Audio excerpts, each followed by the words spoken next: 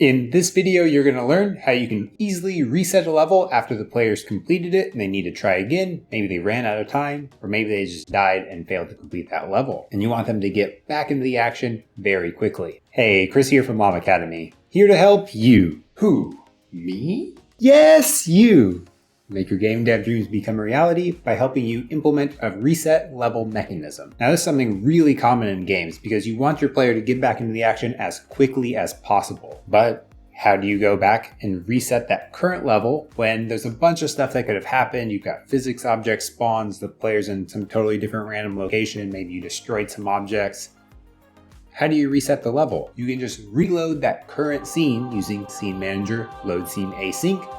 Come back to that same level, it'll load that scene again, it'll be placed at however you have that scene set up to start, and it'll unload the scene that the players just played on and ruined from a replayability standpoint. Probably you'll want to implement some kind of loading or transitioning because it looks not very good when you just load it on top of itself. You want to easily transition the player from one scene to the next. I recently covered that in my scene transition framework video. You can go ahead and check that out if you want to. We're going to use the same repository setup as what we did there. We're just going to look at how can we reset the game. Let's hop into the Unity editor and check that out. If you did watch that other video, this scene will look very similar. This is my simulated main menu, where if I click play game, it will smoothly transition me. And the way that it loads in the editor is a little bit less smooth than it'll actually happen in the build. It'll transition smoothly over to a game scene where now I have some things happening. And after some time, a play again button shows up, because eventually it gets boring when all the nav mesh agents made it to the middle of the scene. If I click play again, what's actually happening is I'm transitioning to a loading scene that will then, on a delay, reload the game scene, and we'll see the same thing happen again with all these agents running to the middle.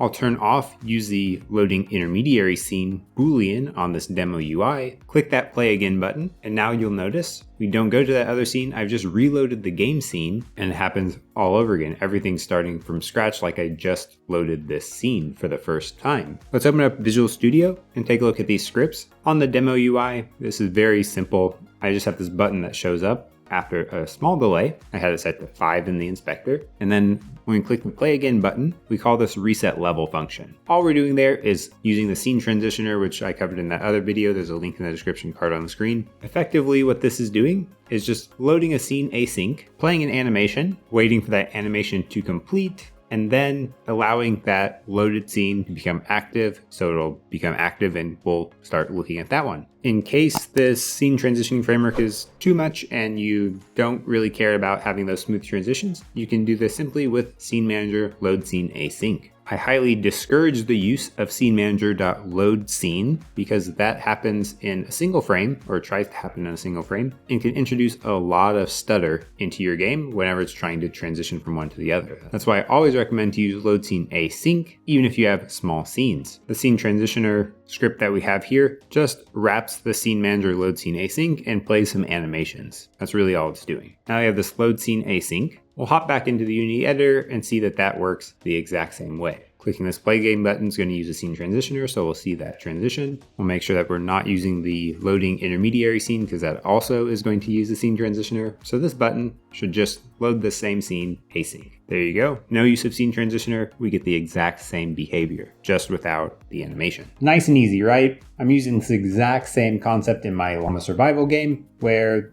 a lot of stuff can happen in the game. So after I've finished and the player wants to replay and I click play again, I transition them to a loading scene because it can take sometimes 3, 4, 5 seconds to load that scene again because they're kind of big. And it doesn't look very good if you're just doing that fade in and out transition and you just stay at like a black screen for a couple seconds. The player can think that your game's frozen. So it's much better to give them like a loading screen so they know the app is still doing something and not just, hey, this game crashed. I hope you got a lot of value out of this video, and if you did, go ahead and like and subscribe to help the channel grow, reach more people, and add value to more people. There's new videos posted every Tutorial Tuesday, and if you want to support this channel, you can go to patreon.com/LlamAcademy, get your name up here on the screen, get a shout out starting at the awesome tier.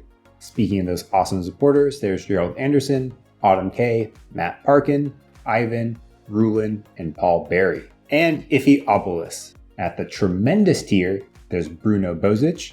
And at the phenomenal tier, there's Andrew Bowen and Andrew Albright. Thank you all for your support. I am incredibly grateful.